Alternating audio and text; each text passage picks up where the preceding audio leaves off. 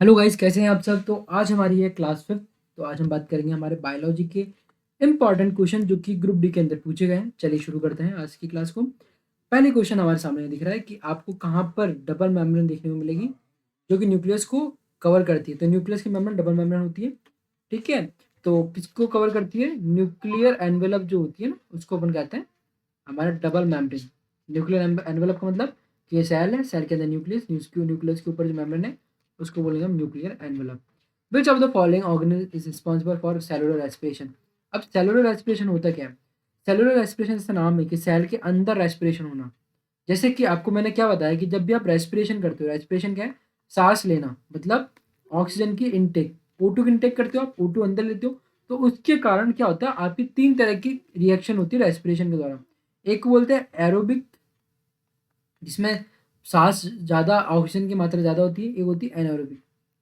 तो एरोबिक और एनारोबिक में अंतर क्या? एरोबिक जो होती है उसके अंदर होता है कि ऑक्सीजन की मात्रा ज़्यादा होती है और आपका क्या बनेगा, आपकी बनती है एटीपी बहुत अच्छी सी। एटीपी कितनी बनती है यहाँ पर? 38 एटीपी बनती है। वहीं पर एनारोबिक क्लास, एनारोबिक मतलब रिएक्शन, जहाँ पर ऑक्सीजन की मात्रा कम होती है, तो वहाँ बनती है टोटल केवल 2 एटीपी। ऐसा क्यों होता है? कारण समझिएगा। ये सेल होती है, सेल के अंदर माइटोकॉन्ड्रिया होता है और साइटोप्लाज्म होता है।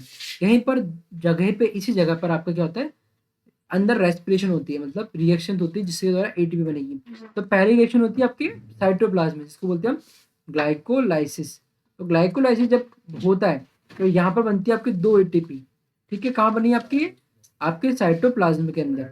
ठीक है, और फिर आता है आपका, इसके बाद बनती है आपके माइटोकॉन्ड्रिया के अंदर। वहाँ होती है क्रेब साइकिल। तो क्रेब साइकिल के द्वारा आपकी बनती है 36 एटीपी। तो 36 + 2 करो, कितनी बन गई? 38 एटीपी। ठीक है, ये कब की बात है? जब एरोबिक रेस्पिरेशन होगा। अब वही एनारोबिक रेस्पिरेशन में क्या होता है, माइटोकॉन्ड्रिया में एटीपी नहीं बनती है, केवल और केवल आपकी ग्लाइकोलाइसिस प्रोसेस ही हो पाती है। क्रैब साइकिल वाली प्रोसेस हो ही नहीं पाती। तो आपकी बनती है 2 एटीपी। ये पूछ रहा है which of the following cell organism is responsible for cellular respiration? तो उत्तर आपका आएगा माइटोकॉन्ड्रिया। क्यों? क्योंकि रेस्पिरेशन का सीधा अंतर, मतलब सीधा मतलब क्या है?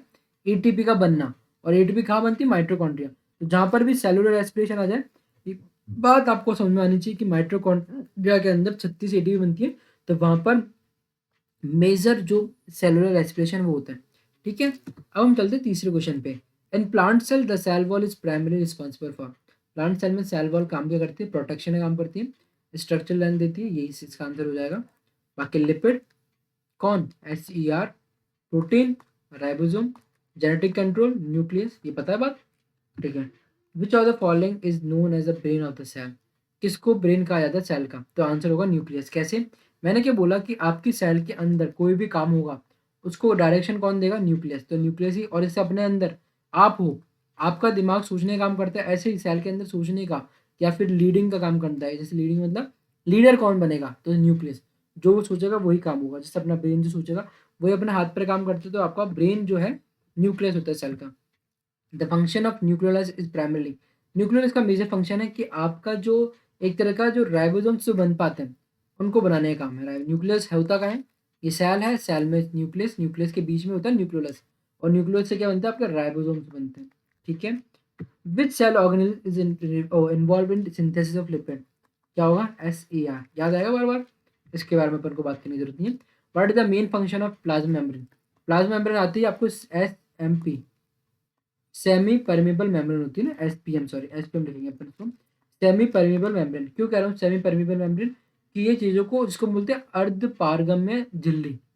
ठीक है, तो चीज़ों को आने जाने वाली बात जो कर रहा है, तो regulate the entry and exit of substances, ये वाला काम हो जाएगा ना। ठीक है, और बाकी एनर्जी, माइटोकॉन्ड्रिया, न्यूक्लियस को प्रोडक्ट करने का nuclear membrane, protein synthesis, ribosomes. तो अब आप जब 5वीं क्लास में मेरे से आप ले रहे हो, तो डेफिनेटली मैं ये कह सकता हूँ कि चीज़ें आपको इतनी क्लियर हो चुकी है कि आप क्वेश्चन देखकर आंसर बता पा रहे हो, क्योंकि क्वेश्चन वही रिपीट हो रहे हैं यार, बस और कुछ नहीं। Chloroplast are found in, chloroplast कहाँ पाया जाता है, किसमें पाया मिलता है? प्लांट सेल में। क्लोरोप्लास्ट का काम क्या है? क्लोरोफिल। याद आ रहा है आपको? और यूनिवर्सल क्लोरोफिल क्या है आपका? क्लोरोफिल ए, है ना, याद आ रहा है आपको? ठीक है। Which organelle contain digestive enzyme to break down waste material? Digestive enzyme कौन सा? हाइड्रोलाइटिक एंजाइम याद आ रहा है आपको? किसमें होता है? लाइसोसोम। याद आ रहा है? तो इसका आंसर क्या हो जाएगा? लाइसोसोम। वैक्यूल क्या करता है? स्टोर और वेस्ट प्रोडक्ट को इकट्ठा करने का काम करता है ना। माइटोकॉन्ड्रिया एनर्जी बनने का, राइबोसोम प्रोटीन। याद रहेगी चीजें। The concept of omnis cellular e cellular was given by. हाँ, तो इसके बारे में थोड़ा अपन ने बात नहीं करी थी।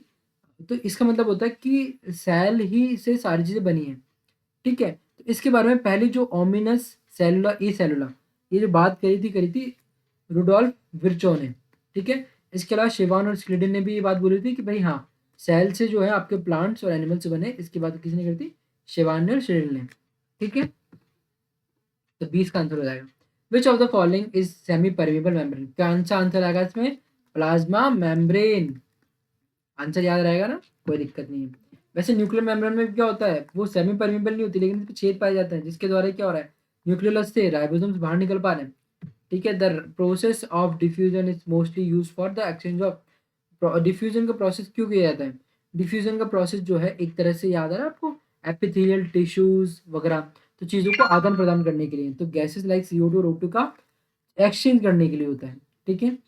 और लार्ज प्रोटीन्स, ये क्या होता है? लार्ज प्रोटीन्स देखो, अगर मैं बोलूँगा ऐसा, तो प्रोटीन का काम करेगा राइबोसोम्स, और राइबोसोम्स में भी क्या 2 यूनिट होती है, एक स्मॉल यूनिट और एक लार्ज यूनिट। तो वहाँ से बात कर रहा है। डीएनए स्ट्रैंड्स, डीएनए वही किसने बात करी थी? डीएनए स्ट्रैंड्स की डबल हेलिकल है, वाटसन और क्रिक ने। याद आ रहा है क्रिकेट कौन खेलता है? Watson. Chromosome genetic material. In which of the following organism is a cell wall absent? तो एनिमल्स याद आ रहा है आपको, बिल्कुल ऑटोमेटिकली याद आना चाहिए। और एक और कौन सा याद आना चाहिए? प्रोटिस्टा के अंदर भी मैंने बात बोली थी, अगर आपने क्लास ली होगी परसों की, तो मैंने बोला था कि प्रोटिस्टा के कुछ मेंबर्स में नहीं होती है, ठीक है? तो एनिमल वैसे याद आना चाहिए, पर प्रोटिस्टा भी याद आना चाहिए। Which part of the cell provide? कोशिका का कौन सा पार्ट है जो कि केमिकल रिएक्शन को कराता है? तो आपका जितने भी केमिकल रिएक्शन होगी वो कहाँ होगी? आपकी सेल होती है, सेल के बीच में न्यूक्लियस, न्यूक्लियोलस, और जो ये साइटोप्लाज्म है ना, यहाँ पर सारी केमिकल रिएक्शन होती है, ठीक है? केमिकल रिएक्शन मतलब जैसे एटीपी वगैरह का बनना, यही सब केमिकल रिएक्शन तो है। ग्लाइकोलाइसिस वगैरह बनना, ग्लूकोज का पायरुवेट में टूटना, ये सब केमिकल रिएक्शन होती है। Which of the following is not feature of prokaryotic cells? तो देखो, प्रेजेंस ऑफ राइबोसोम्स होता है, presence of well defined nucleus. ओ गुरु जी गलत बात कर दी आपने, न्यूक्लियस तो होता ही नहीं है। तभी तो जो इसका जेनेटिक मटेरियल कहाँ पड़ा है? कोशिका द्रव्य में, साइटोप्लाज्म के अंदर। तो प्रेजेंस ऑफ सेल मेम्ब्रेन ये ठीक है, प्रेजेंस ऑफ साइटोप्लाज्म ये सही है, लेकिन वेल डिफाइंड न्यूक्लियस नहीं होता इसमें। द टर्म प्रोटोप्लाज्म, प्रोटोप्लाज्म जो दी है पुरकिंजे नहीं दी है, पुरकिंजे। प्रोटोप्लाज्म में क्या होता है? आपका न्यूक्लियस और सेल के अंदर जो उपस्थित प्लाज्मा है ना, प्लाज्मा नहीं सॉरी, इसको बोल सकते हैं अपन, हाँ प्लाज्मा कह लो, या भरा हुआ जो द्रव्य है, उन दोनों का, जैसे न्यूक्लियोप्लाज्म और साइटोप्लाज्म, ये दोनों मिलकर क्या होता है? प्रोटोप्लाज्म। और ये किसने दी? पी से प्रोटोप्लाज्म, पी से पुरकिंजे ने दी थी। याद रहेगी बात आपको। DNA stored in which part of the mitochondria? DNA mitochondria के किस पार्ट में मतलब भरा रहता है? तो आपका आंसर होना चाहिए मैट्रिक्स। कैसे? देखो, ये माइटोकॉन्ड्रिया, ये आउटर मेम्ब्रेन, ये इनर मेम्ब्रेन, और इसके बीच में होता है मैट्रिक्स, ऐसे ऐसे टेढ़ा मेढ़ा। उस मैट्रिक्स के अंदर आपका बना होता है क्या? डीएनए। और हमने क्या बोला? माइटोकॉन्ड्रिया के पास क्या होता है? खुद का डीएनए होता है, राइबोसोम होता है, और डबल मेम्ब्रेन होता है। ये बात अपन ने पढ़ी है ना, ठीक है, अच्छी बात है। Which organelle is often called the shipping and receiving centre? Shipping और रिसीविंग सेंटर ये कौन करता है भाई? चीजों को लाना भेजना। टीएमटी, याद आ रहा है? गोल्जी apparatus, बिल्कुल। मतलब जहां पर भी दलाली वाला काम जो है ना, चीजों को आना और भेजने वाला, इम्पोर्ट एक्सपोर्ट कुछ भी बोल लो आप, वो गोल्जी बॉडी ही करेगा। दलाली वाला समझ रहे हो ना बात, वो वाला काम। Turgidity of plant cell is maintain by. Turgidity, turgidity का हमेशा लिंक किससे करना है? वैक्यूल से करना है। वैक्यूल से क्यों? क्योंकि यही इसके अंदर क्या होता है? सेल सैप होता है जो कि टर्जिडिटी को मेंटेन करके रखता है। तो आपका आंसर हो जाएगा वैक्यूल। याद रहेगा चीजें, बढ़िया। Which of the following are physical basis of heredity? Physical basis जो हेरिडिटी किसके कारण ऊपर है? जीन्स के कारण ऊपर है। आपको पता है जहां पर भी हेरिडिटी आ जाए, जहां पर भी अनुवांशिक चीजों के बारे में जानकारी हो, तो वहां पर जीन्स का नाम पक्का होता है। The energy currency of the cell is ATP. Full form देख लीजिएगा, एडेनोसाइन ट्राई फॉस्फेट। याद आ रहा ना यारा? एटीपी कहाँ बनती थी अपने? माइटोकॉन्ड्रिया के अंदर। Which plastid provide green colour to leaves? अभी देखा था कौन सा था? क्लोरोप्लास्ट। क्यों? क्योंकि क्लोरोफिल इसमें उपस्थित होता है। तो आंसर क्या हो जाएगा? सी, ठीक है। Cell theory was proposed by, cell theory किसने दी? शेवान और स्क्लिडन ने। याद आ रहा है अभी आपको? विर्चो, विर्चो का नाम किस में आता है? अभी सेल वाला की सेल से ही मतलब एक सेल प्री एग्जिस्टिंग सेल से बनता है, ये बात अपन देखी थी। वाटसन और किक का नाम कहाँ आएगा आपके? डीएनए का डबल स्टैंडर्ड जो डबल हेलिकल स्ट्रक्चर उसमें। मेंडल और डार्विन का ये आता है नाम आपका जेनेटिक्स में। याद आ रहा है आपको? Which organelle is responsible for the formation of spindle during cell division?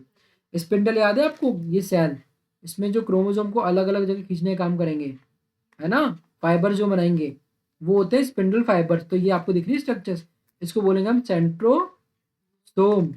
दिख रहा है आपको सेंट्रोसोम, यहाँ भी सेंट्रोसोम्स। तो हमने पढ़ा था ना कि एनिमल सेल में सेंट्रोसोम होता है, प्लांट सेल्स में नहीं होता। तो सेंट्रोसोम्स क्या काम कर रहा है, ये स्पिंडल फाइबर बनाने का काम करता है, ठीक है। तभी तो मैंने क्या बोला कि सेंट्रोसोम का काम किसमें है, कोशिका विभाजन में। लास्ट क्वेश्चन है आज का आपका, राइबोसोम, सॉरी यहाँ तो मैंने आंसर ही बता दिया आपको। Rough endoplasmic reticulum looks rough because of the attachment of ribosome.